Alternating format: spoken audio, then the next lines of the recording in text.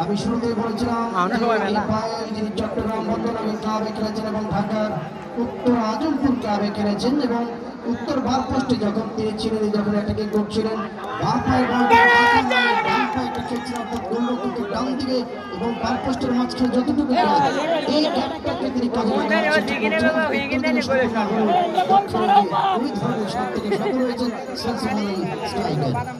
যে পজিশনে গোলরক্ষক দাঁড়িয়েছিলেন সেখান থেকে গোলরক্ষককে পরাস্ত করা এটি কিন্তু